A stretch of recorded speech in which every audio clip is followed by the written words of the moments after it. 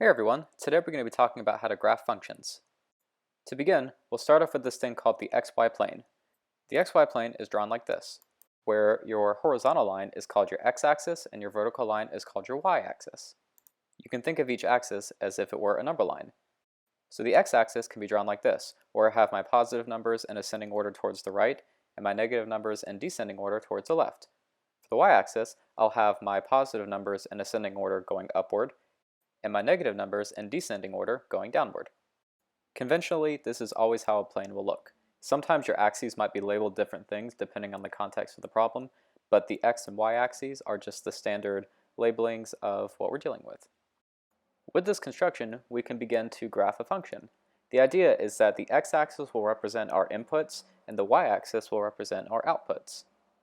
But to make sure this is well defined, we need to first talk about these things called ordered pairs, or points, on the xy plane. An ordered pair is written this way, where I have variables x and y enclosed by parentheses. It's called an ordered pair because it matters what number or variable is on the left and what number or variable is on the right of this pair. The individual variables x and y are called coordinates, where the left coordinate corresponds to the x-axis and the right coordinate corresponds to the y-axis. We notice that the xy plane is subdivided into 4 sections. These sections are called quadrants and are numbered like so. The top right is called the first quadrant, where all coordinates are positive. The top left is called the second quadrant, where the left is negative, the right is positive. The bottom left is called the third quadrant, where all coordinates are negative, and the bottom right is called the fourth quadrant, where the left coordinate is positive and the right coordinate is negative. We've pretty much covered all the terminology that we need in talking about the xy plane. Now we can start talking about how to actually plot points on the plane. Basically, when we're given a point, we just trace along the x-axis and the y-axis in whatever distance I'm talking about. So, let's say I need to plot the point 2, 3.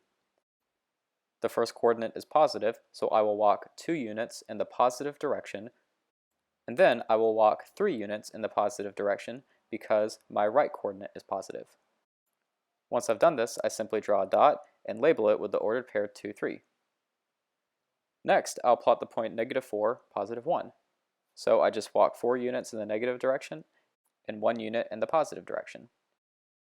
Last, I'll plot the point 0, -3. Since I have a 0 in the x slot, I actually don't move left or right at all, but I move down 3 units and I plot the point on the y-axis right here. And that's how you plot points. And at this point, we have enough information to start graphing functions. We'll start by trying to graph the function f of x equals to 2x minus 1 using xy charts. An xy chart is just a table that helps us catalog some information. We draw it like this, where x is on the left and y is on the right. Now I've chosen -1, 0, 1, and 2 as inputs, and then what we'll do next is start evaluating our function at those inputs and then see what our outputs are. Our outputs would be the respective y values. I chose these values as inputs because they're easy to compute. -1, 0, 1, and 2 are usually easy to throw into any kind of formula. So I'm going to run down this list and I'm going to evaluate f of x at -1. Doing this gives me a value of -3. As I run through the other values, I have f of 0 equals -1, f of 1 equals 1, and f of 2 equals 3. So we know that with these given input values for x, we know what their respective outputs or y values would be. So next to -1, I'll write -3, 0, -1, 1, 1, and 2, +3. This chart just provides us a nice catalog of our information so we can start plotting our points and then thus get the graph of our function f of x equals 2x minus 1. Reading off this chart, we'll start creating our ordered pairs. Our first ordered pair is -1, -3 that we plot right here. Our second is 0, -1, our third is 1, 1, and our fourth is 2, 3. All that's left to do is plot every point and then connect the dots using a line, and then you're done. So there you have it. This is the graph for our function f of x equals to 2x minus 1. Let's look at another example. We're going to graph the function using xy charts, where f of x is equal to x squared minus 2. I'll set up my xy chart, and I'll make my points go from -2 to +2. I choose 5 points here just because the more points you put on your xy plane means the more information you have, which means the more accurate your drawing will be. Now I just start inputting these x values into my function, and so I find that -2 outputs +2, -1 outputs -1, 0 outputs -2, 1 outputs -1, and 2 outputs +2. I'll go ahead and record this in my XY chart, so I get that my completed XY chart looks like this. Now I can start getting ready to graph. I noticed that in my X column and in my Y column, my numbers don't get too big. They never exceed 2, so my XY plane, I'll just let go from +3 to -3 on the X-axis and on the Y-axis. There's no point in making my number line stretch farther in either direction or stretch up and down farther in either direction just because I don't need that much space. So once I start reading off this information, I have the ordered pair -2, +2, -1, -1, 0, -2, 1, -1, and 2, 2. So I'll draw a curve to connect the dots, and I end up with this U shape that's open upwards. This shape has a common name. It's called a parabola. So overall, that's how you get the graph for the function f of x equals to x squared minus 2. The last thing we'll talk about today is this thing called the vertical line test. This is how you can identify if a graph represents a function just by looking at the graph. So for example, I'm going to list these 3 graphs here.